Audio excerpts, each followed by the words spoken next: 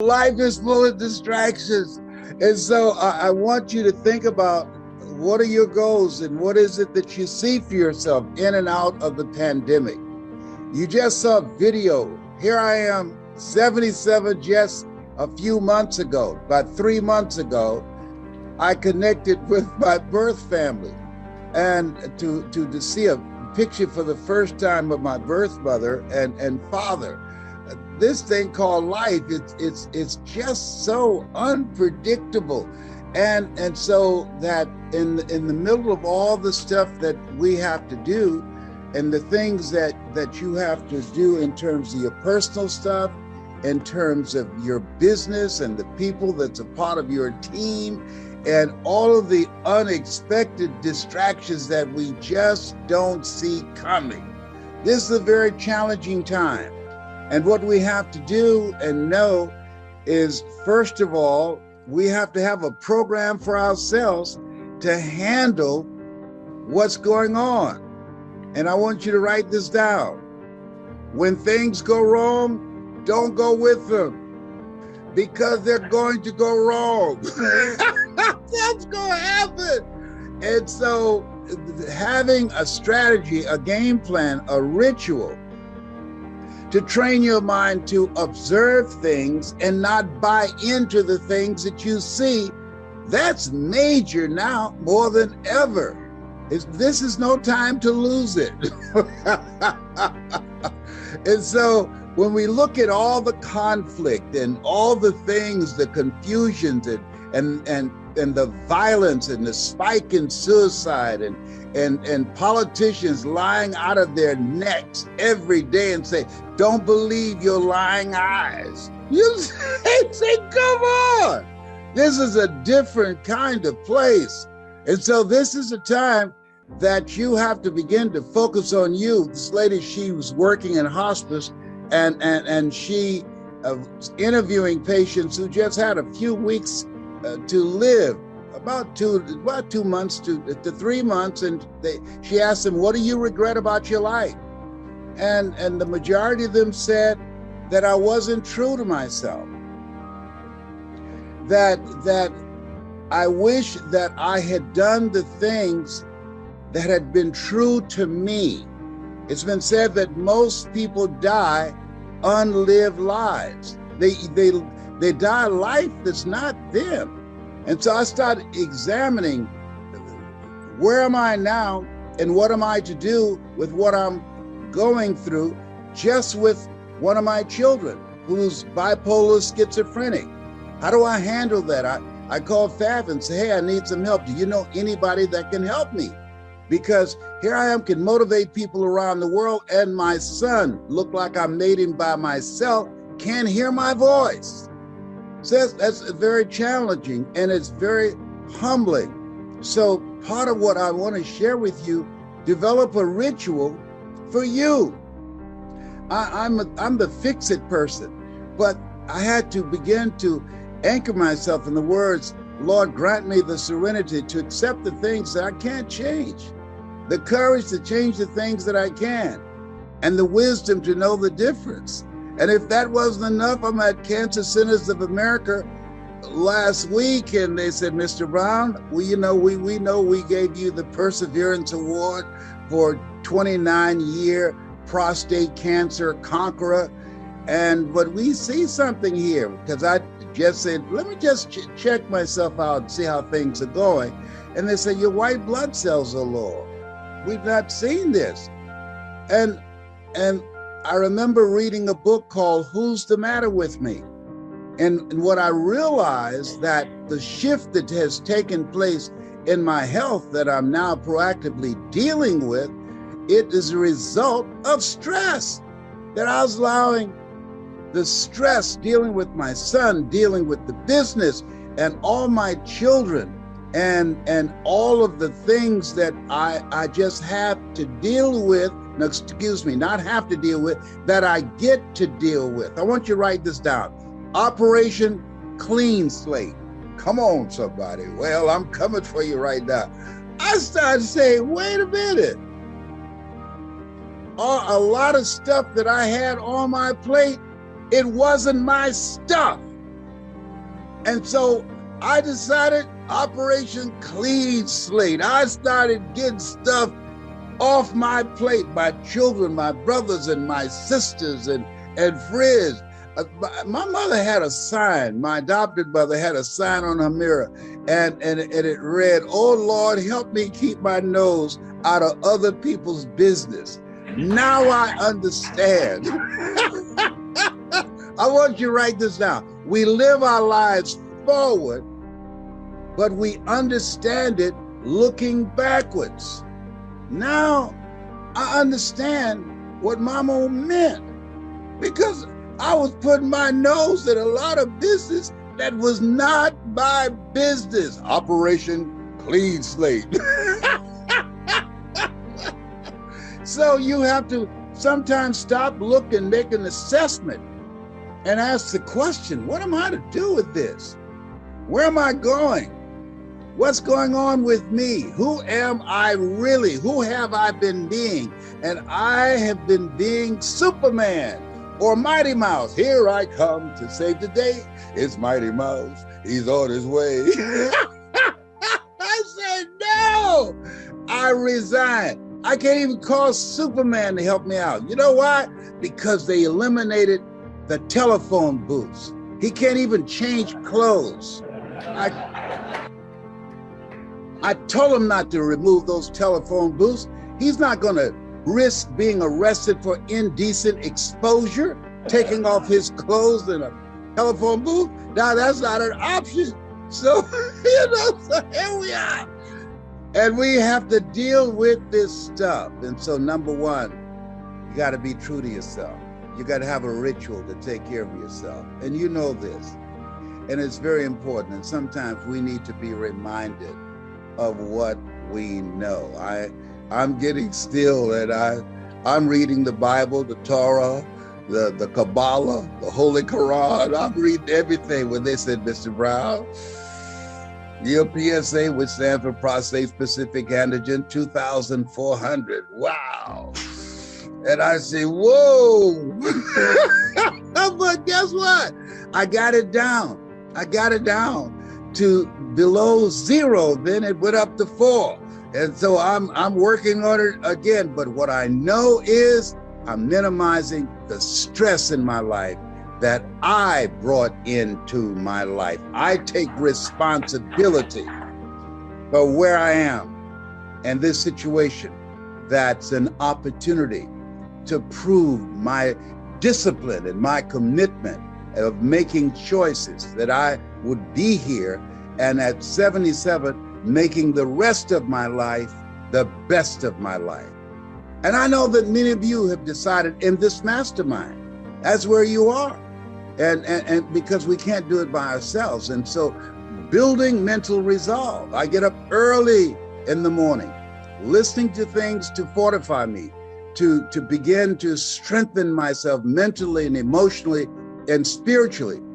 Here's something else. As you begin to dig in and start thinking your life, rethinking it and looking at yourself, why is that important? Because this is a new space that requires a new skill set. Einstein said, the thinking that has brought me this far has created some problems that this thinking can't solve. And so Les Brown had to say to himself, hey, look here. If you do the same thing that got you here, that won't serve you in this new space where we are. So self-awareness is very important. Am I being me? Am I being true to myself? Am I doing the things that I need to do to keep myself on the path, to do the things that as I go forward where I am an asset to my family and not a liability? Here's something else.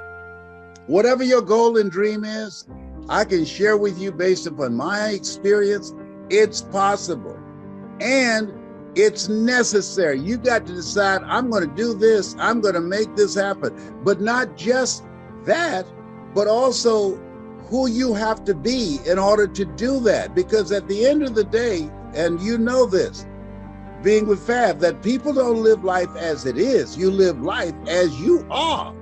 If you're not playing with a full deck, If you are not getting a full night's sleep, if you don't have the clarity of mind to make good decisions that will serve you and your team and your family, that's going to be challenging. You become a liability. As Jim Rohn said, is your life a warning or is it an example? A warning of not to do or an example of what to do? So taking care of yourself. And I want you to write this down. Live your life, and this is where I am. And I really want you to put this someplace that you can see it. Live your life the way that you want to lead your life. I was talking to a room of entrepreneurs, and I asked them, if you knew you had just a few weeks to live, what would you do differently? And I was surprised that the majority said, I would quit my business, and they start thinking about things that they were going to do. And here's what was fascinating. There's a young lady in there named Pauline Ahi. Pauline was born with no arms and no legs. And so as I was passing her table in this training I was doing, someone said, did you hear what Les said? Write down the things that you would do differently if you knew you just had a few weeks to live. She said, yes, I heard him. And what most of them did at the table, they talked about quitting their business and start traveling and just doing a variety of things. And what she said, I would continue to be me. And when they heard her say that, these people who had written out all the things that they had taken on and all the things that they said that they would step away from, they begin to rethink themselves. And I asked also the second follow-up question, what are the biggest challenges that you're facing right now? Pauline did not have one thing on her paper. No arms, no legs, married with children. And they asked, you gotta have some problem. You don't have no arms. You don't have no legs. That's gotta be very challenging. He said, I don't have no challenge. I find a way to live life on my terms. Whoa. That's major. She said, I've set my life up, my environment, the people in my life, the things that I'm doing. There's nothing that I'm doing that's outside of what I want to do. I'm doing the stuff that's me. I'm being true to me. That's some lesson in that.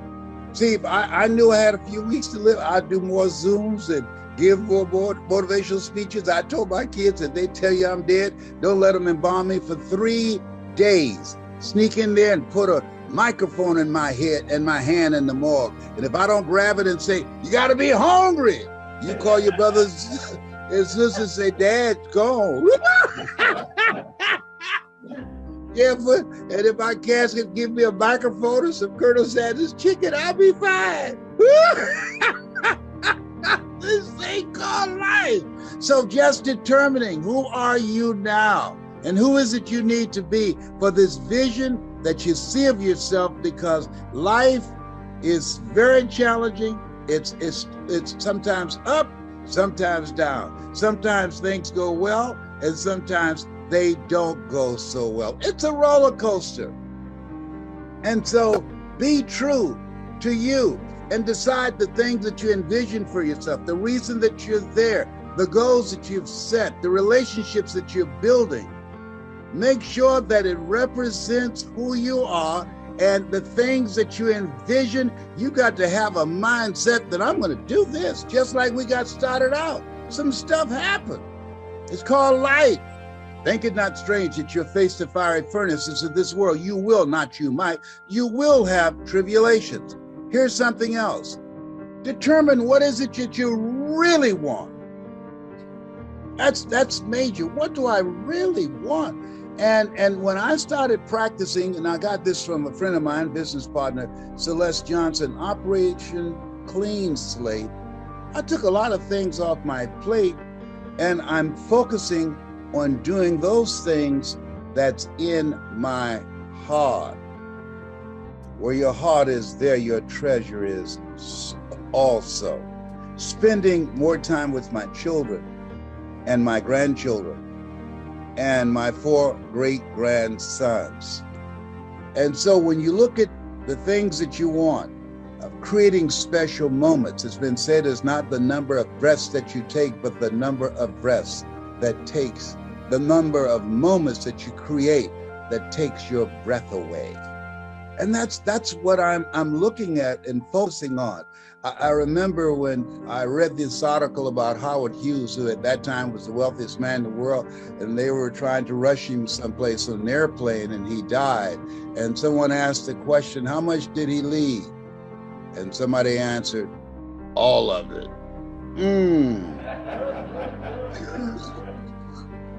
And so when we look at ourselves, we got to ask, what's really important? Making a decision, and this time that you're there to rethink your life. What's necessary for you that you want to do before you check out? I remember being at Caesar's Palace, and Frank Sinatra was at a table seated next to me, and at that time I was married to Gladys Knight. I was the conductor of the midnight train. Come on now. I was one of the pips. I was the conductor.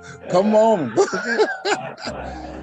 And I heard him say to a young man, live each day as if it were your last, because one day it will be. And so now I want you to write this down. And this is a biggie for me right now. A friend of mine, Samantha, and I said, how you doing? And she sounded so bubbly and so happy. I say, what's going on with you? Why are you so bubbly and happy? And I haven't seen you in a minute. She said, well, the reason I am, and I'm like this every day. And I said, why? She said, this is a non-refundable day. Whoa. I don't have time to be depressed and stressed out. It's non-refundable. I'm going to make the best of it. I hear you talking about making the rest of your life the best of your life. She said, that's real, because each moment, each day is non-refundable. I reminded myself that every hour, the time that I invest, the conversations that I have. I won't take a phone call unless it's positive, unless it's purposeful, unless it's productive, unless it's going in the direction of where I'm going. I'm not just going to give my time away. I'm 77. No, homie ain't playing that. I'm going to leave my life the way I wanted to do something more meaningful and make a greater impact. I still have some more in me. Simba, you're more than that which you have become. I still believe, and I'm sure some of you believe, that you still have some more in you, that the best is yet to come. Here's something else. Your why, what has driven me and caused me to become the person that I am, was I wanted to take care of my adopted mother. You know, my birth mother, she gave me life, but my adopted mother, she taught me how to live life. I feel like Abraham Lincoln has said, all that I am and all that I ever hope to be, I owe to my mother. And Mama, she was always engaged in life. She was always looking for ways that she could do something differently. It was not unusual for us to come home and Mama, as small as our house was, that she had reconfigured the furniture in the house. And I remember one time coming home and there was a big window in the living room leaning up against the wall.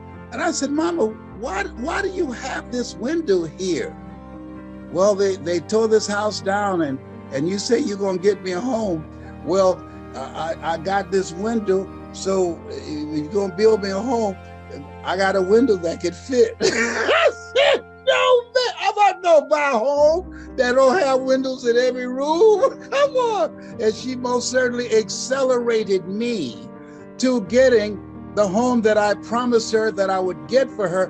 But she had the vision saying, I'm going to participate in this and what you're going to do. I'm going to do my part. And so what reason you're here, you've decided, hey, I got something else I want to do. You've got some bigger goals that you want to achieve. And write this down. Life begins at the end of your comfort zone. I got 3 brothers, 2 that I didn't know. And they look at me and say, whoa, how is it possible? You're just like our birth mother, and you didn't know her. And our grandmother, and you didn't know either one, didn't see them. How is it possible? You're just like them. And the reason is, one, they didn't have any goals beyond their comfort zone, and still don't. And they're fine with that. And that's okay. And the other thing is that people say, well, it's in your genes. No. I remember spending a whole day with Maya Angelou, and Maya Angelou said, it aggravates me when people say I'm a natural communicator. She said, show me a natural heart surgeon. She said, no, I'm trained. And so if they put in the effort and the time like you're doing to get training and upgrade my knowledge, my relationships, expand my vision and dreams, I would be living just a non-consequential life. I didn't want that.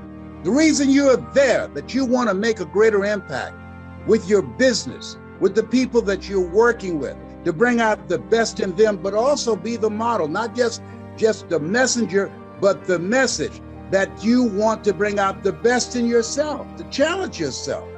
Iron sharpening iron. That's why you're there, creating collaborative, achievement-driven, supportive relationships. That's why you're there. You know there's something in you that says, this is not just it for me. There is more for me. People can be distracted by what's going on in Ukraine, by what's going on with the virus. But as for me, I know that this is my life right now. There is no duplicate, and I want to maximize it. Give yourselves a round of applause for reaching for your greatness. Do that right now. Tell me about disruption. What do you mean by disruption? What is that? Like the pandemic diet. I mean, like the pandemic, that's a disruption we never saw coming. Like when I'm here in Atlanta, and I was at Cancer Centers of America 2 weeks ago, spent 8 hours there. Dr. Taha said, Mr. Brown, are you aware you have 4th stage cancer? That's a disruption. I mean, yeah. Cancer is the most feared word in 7 different languages. And I asked him, I said, what else? He said, it's metastasized to 7 areas of your body. I said, wow. He said, why are you smiling? I said, 7 is my lucky number. I'm one of 7 children. I was born February the 17th. Joshua marched around the walls of Jericho 7 times. Naaman dipped himself in the river Jordan 7 times. 7 is my lucky number. I said, is there anything else? He said, your PSA is 2,400. I said, wow. I said, is there anything else? He said, yes. I said, what is it? He said, and you're ugly too. I said, you didn't just call me ugly, did you? He said, yes, but you got this. I determine the diagnosis. I never tell any of my patients they're terminally ill. What I say is that my knowledge, my abilities, and skills have terminated. But you and God determines the prognosis. And because of how he dealt with that, Richard, most people in a fearful situation, they forget everything and run. But there are others who, in a fearful situation, face everything and rise, as opposed to leaving his office with a heart full of fear. Where your heart is, there your treasure is also. I left there with a heart full of faith, and faith not tested can't be trusted. And I knew that I was going to be fine. And that was 29 years ago when I got the diagnosis, and I'm still here kicking cancer's butt.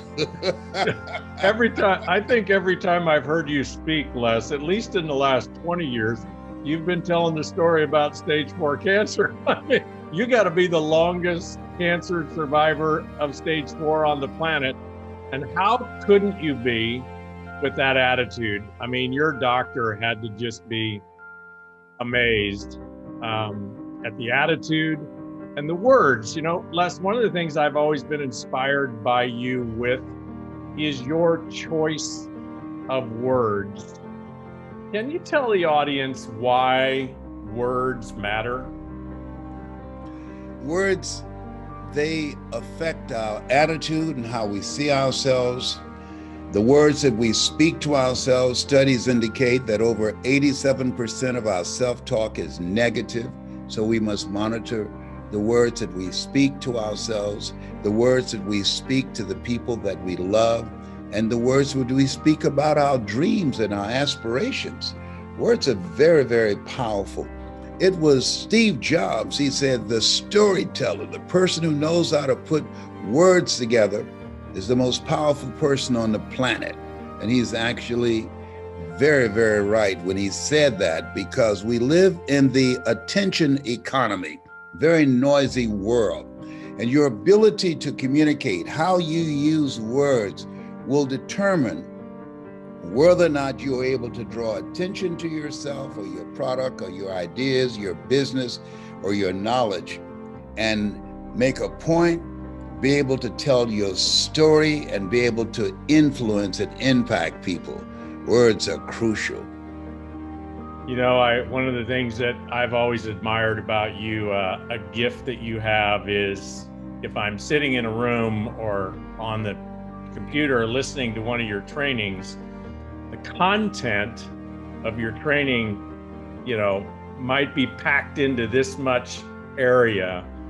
But what you do such a brilliant job of on top of the content is selling the audience on executing, embracing, believing in, and utilizing the content. And I was just thinking about you this morning as I was listening to a big company, a $2 billion a year company, present something. And I was thinking, and they need Les Brown here to tell the story that'll have people buy what they're selling, because they're just spewing information. And I know you've been doing a lot of work with people in the last few years on storytelling. What can you tell us about our own story and how important it is that our voice gets out there and be heard? I heard you say it this way once, that our voice is for somebody. There's somebody out there waiting to hear our story and our voice. Some people hear your voice, some people hear my voice, some people are going to hear other people's voice. Can you tell us about that? Yes, there's a frequency behind every voice. One of the things that allowed me to stand out when I came into the speaking industry was governed by the philosophy of the Dale Carnegie course, which is a great course. Tell them what you're going to tell them, and then tell them what you told them. My mentor, Mike Williams, taught me, Brownie, never let what you want to say get in the way of what the audience needs to hear. Conduct communications intelligence. Find out, what are they looking for? What's the third-party validation? So that's number one. Number two, it also was governed by people giving information from the book Think and Grow Rich, which is a classic. Well, if information could change people, everybody would be skinny, rich, and happy. I came in with a story. Why? When you use information to try and influence people, it'll only impact 2 areas of the brain. But when you use stories, that impacts 5 areas of the brain, including igniting the chemistry that one experiences when they are in love. So we are emotional people. You want to expand their mind, touch their hearts, and ignite their spirits with stories, so they become, as Mother Teresa would say, a pencil in the hand of God, and start writing a new chapter in their lives. Yeah. I want to share some thoughts with you. Have you ever had moments of breakthroughs that you said, you know what? I need to share this. And I want you to like this page and share it. For some reason, I don't know why, but things have been dropping into my spirit that just accessing parts of myself for some time, that because of the busyness of life, and I allowed it to get in, that I couldn't hear my voice, that voice in my heart. And I think that I was listening to too many voices and caught up in other folks' stuff. Can you feel me up in here, as young folks say, can you feel me? And so I've been intentionally putting distance between me and the majority of people, including family, just to get still and to think and to hear myself think. Because sometimes you can get so caught up in other people's stuff, you neglect your stuff. And so I want to share something with you. And this is, my message is not for everybody. My message is just for a few people, not for large numbers of people. Large numbers of people, even though they can benefit from what I say, but I'm not their guy. They're not my tribe. I'm talking to the people who can hear me and can understand me and can relate to me and connect with me and identify with me because of my approach.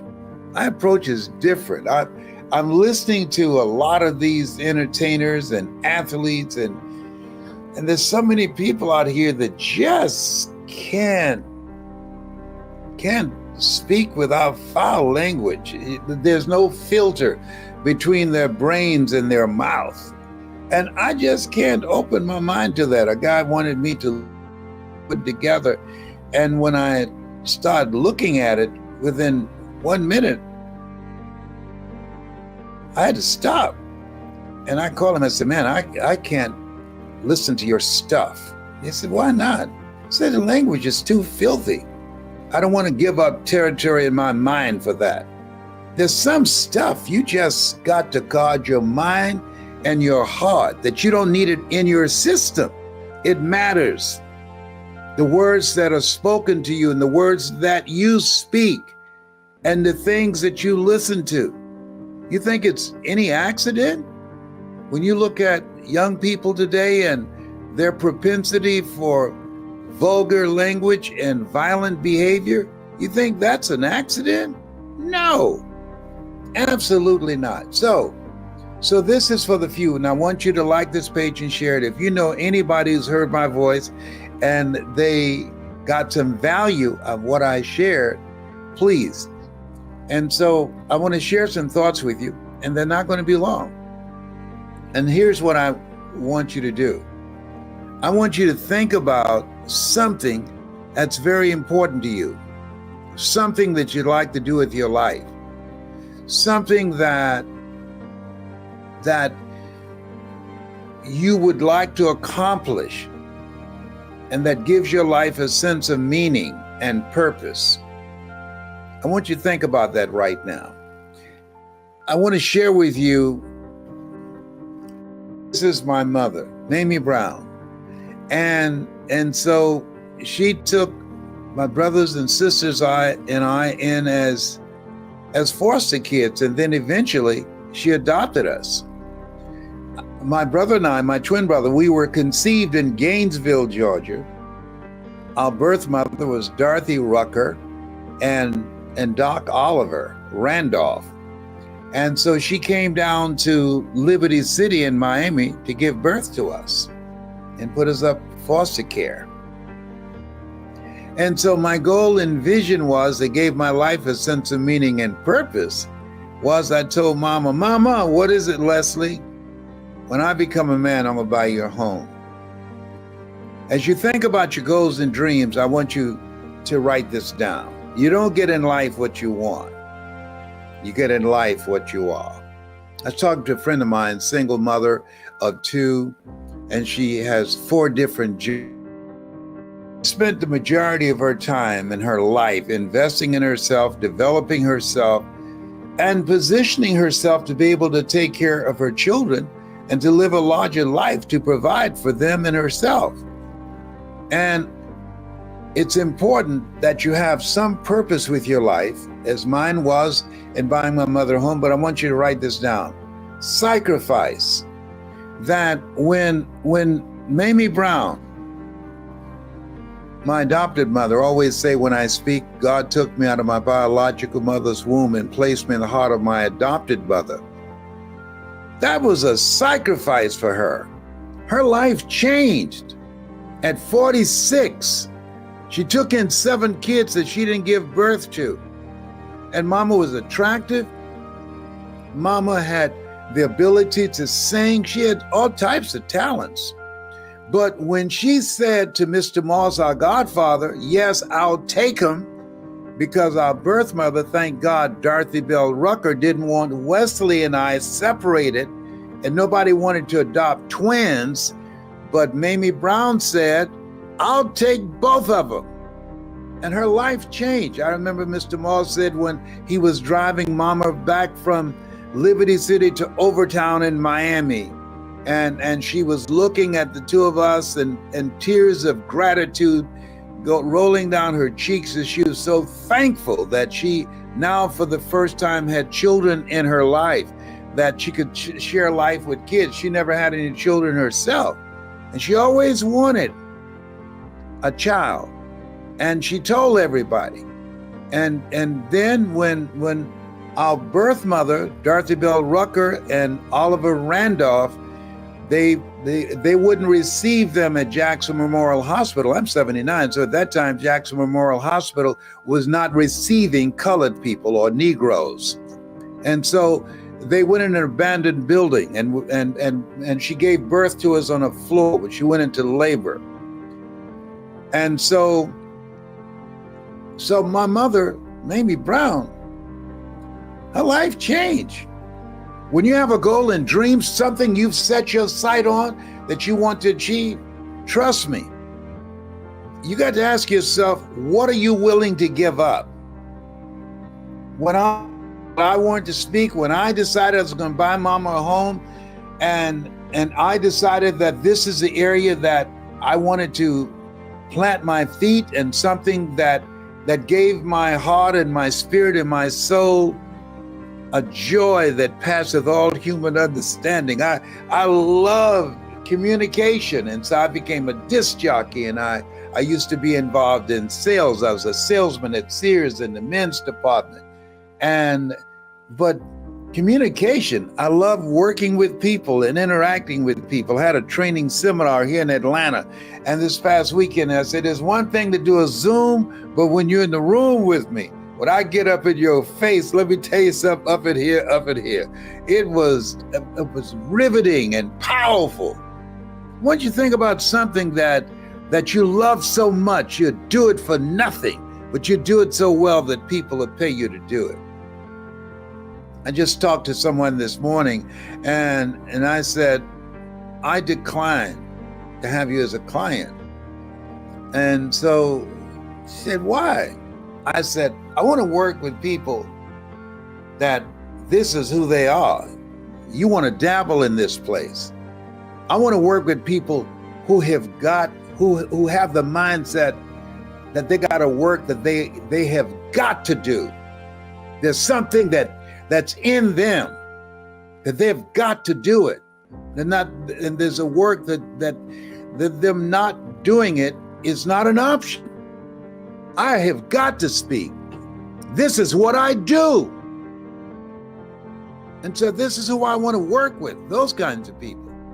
And so I want you to think about that work that you have got to do, that feeds your soul and spirit. 80% of people are going to jobs that they hate. When Friday comes, they say, thank God it's Friday. I want you to think about something that you can do 7 days a week. It's you, and you never go to work a day in your life because it resonates with your heart and your spirit and your soul. Now here's something else. Listen to me clearly. And this is not going to be easy. You got to come out from among the people that you're around right now. When you have goals and dreams and you're around people that don't have goals and dreams, it rubs off on you. It rubs off. It affects you. One goose can fly 75% further in formation with other geese than it can ever fly by itself. I'm creating something called the Live Your Greatest Life community. A place where people, everyday people, with the mindset of goals and dreams and something they want to do with their lives. I saw these guys, you've seen those groups, you've seen on the internet where people get on, groups of guys get on one side and sometimes women participate and they crack on each other and talk about each other's mother or just all type of stuff like that. I said, wow. I said, what if we did something like that where people are talking about their goals and their dreams? And we're encouraging each other. We're bringing out the best in each other. And so I don't criticize people who do that, but I said, I'm watching them. I want them to watch me. That evil prevails when good men and women do nothing. And so my goal is to be accessible and build a community with like-minded people who have goals and dreams, people who love the power presentation, people who would love to learn how to tell their story, people who want to make a difference, people who like the positive energy that brings out the best in them. Those are types of communities that I want to be in and that I'm going to create and do it nationally as well as locally and around the globe. And so when I look at my life and people ask, how did you get there? How did you go from your twin brother and you eating sugar cane and raised in poverty in the segregated South, very oppressive culture that's designed to destroy your sense of self and dismiss you and demean you and demonize you? How did you go from that to speaking to people around the world? One of the first things is I had to become aware of who I was and what I wanted and the must-haves. There are a lot of people that are happy and satisfied with where their life is. But I didn't like where I was and I wanted more. And I was willing to make the sacrifice, to do the work, to invest in myself, to do whatever was necessary in order for me to become the kind of person that I could achieve my goals. Because at the end of the day, you don't get in life what you want, you get in life what you are. And there's truly no competition. Bob Proctor, God bless his soul, he said that most people are where they are now because they're ignorant. I said, whoa, that's harsh, but it's real. That they're not willing to learn, they're not to upgrade their ability to learn new things. At this stage of my life, I'm learning something new every day. Today, I'm focusing on how to post. Why, Les? You're 79. I know. And if you don't use it, you lose it. This is my anti-dementia program, my anti-Alzheimer's program, my anti-assisted living program, my anti-nursing home program, my anti-caregiver program. I care for myself. I can do for myself. And so I'm challenging myself. I still have not done my best work. I've got friends who are younger than me and they're already through. But that's not me. That's none of my business. I met this man who changed my life, Leroy Washington. You know, it's interesting. I was thinking about this morning. He has 2 sons and 2 daughters. They never saw the man that I saw. He was a speech and drama teacher at Booker T. Washington High School in Miami. They never saw him. Isn't that interesting? They never saw. He he impacted my life. He was more of a father to me, and I got more from him than the children that he brought into this world because they never saw him.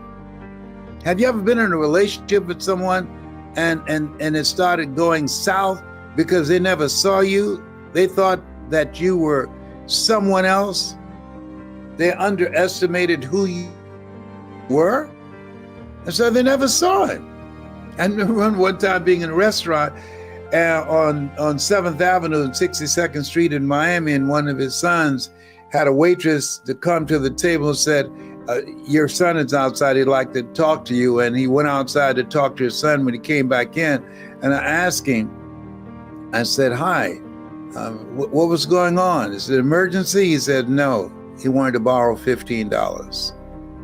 And this man who was the father that I never had, this man who did not know I adopted him as my spiritual father, I was sitting there having lunch with him, talking about the impact that he made on my life, watching him just signed a contract for $5 million.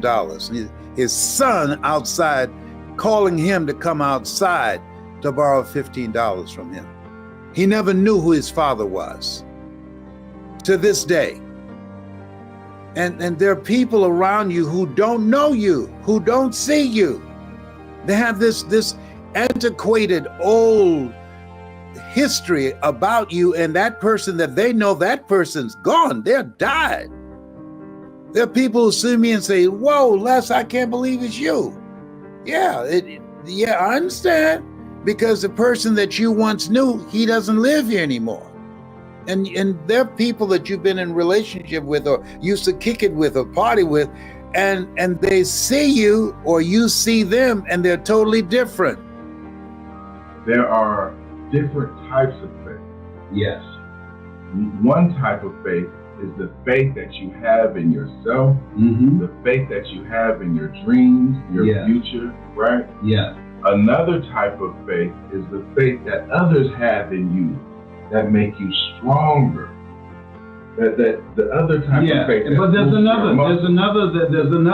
There's another one. What's that? It's a faith that you hold on to even when what you want does not happen, when you want it to happen. You know that your brother Calvin, without talking to me, went on a search for his grandmother and grandfather. And you know he discovered that my birth mother and birth father were born in Gainesville, Georgia.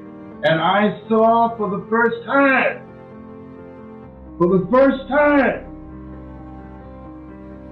their pictures. For the first time, I heard an audio program that one of my cousins played for me, Tiffany, and I heard my birth mother's voice giving a poem. Dorothy Bell Rucker, my birth mother, she was a motivational speaker. You know, you can't make this up. Beulah Rucker, out of Gainesville, Georgia, and they got a museum. She was a motivational speaker. Dorothy Bell gave me life, but Mamie Brown taught me how to live life, to be unstoppable, to have the faith to call forth those things that be not as though they were. And so we're having this event, and this is not for everybody. This is for people that can hear our voices in their heart. Now, if we had a lineup with comedians and entertainers, you couldn't get into the place. But when you're talking about creating a new life, the road to life is straight and narrow, and few there be that find it. I was on an airplane, John Wesley, and I was shocked that over half the plane, everybody was dressed in white. So I asked the young lady, I said, why are you all dressed in white? Oh, we have a group that we have white parties. I said, and? What do you mean by that? Oh, we fly cross country and we have dances and entertainment. And we're all dressed in white. People get on a plane and fly around the country in white for entertainment. Yeah. But that same group of people, I guarantee you, would not spend a nickel to fly to a place to invest in themselves to create a new life for themselves. At a time where over 47 million jobs have been lost due to artificial intelligence. At a time when people who have lost their jobs because of the pandemic, those jobs are not coming back. Okay. At the time, millions of people are cringing in fear and waiting on a stimulus check that won't stimulate anything or anybody. At a time when people are desperate and looking for something else, and they were let go on their jobs, and they're now being called, come back, and they say, no, I don't want to come back. I don't want to do that anymore. Right. Yes. That says, you know what says more about them than the clothes they're wearing? What? What they're focused on. Yes. You know what they're focused on? Having a good time. You know what they're focused on? Taking good selfies. You know what they're focused on? Getting away from their job so they can go somewhere and they don't have to think and don't have to be challenged and don't have to wake up early and don't have to go to sleep late and don't have to be held accountable for their actions and having somebody monitor their behavior. But I challenge you on this. If they had the focus and the faith to market to those people, to fill up a plane with people wearing white or purple or pink or whatever, what gives us the right not to make this event Hungry for Greatness with Les Brown filled up with people coming in from all around the world, all around New York, all around DC, from Philly, from California. People are coming in from Amsterdam, from London, from Europe to be here. Why? Because this is for your faith. Yes, yes. This is for your faith. And faith is something that we know with our works is dead. And you got to do the internal work and the external work. You've got to be willing to work on yourself now. It's a different landscape. Who you've been in the past, you got to make a radical change. This is a different space. I remember the time somebody sneezed. I was on the elevator with a guy and he had his mask on. And so he started, and he took his mask off and sneezed. And I'm looking at him, and you about to make me lose my mind. Up in here. You don't put that mask on, about to make me lose my religion. Up in here.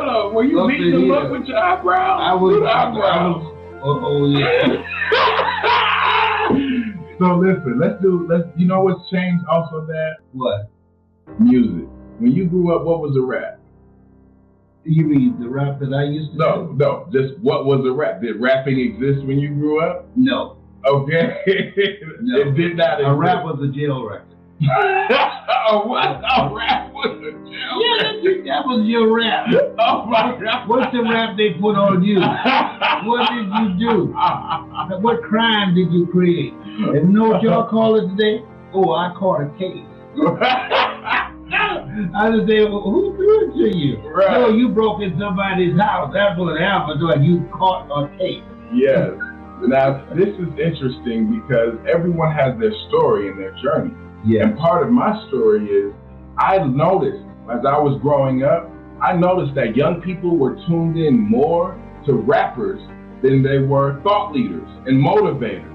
And I decided to actually put motivational principles in hip hop form. Yeah. And one of the songs that I put together was called Follow Your Heart. And if you're loving this conversation with Mamie Brown's baby boy and Mamie Brown's grandbaby boy, right now, I'm going to teach you how to rap before we go on to our third point.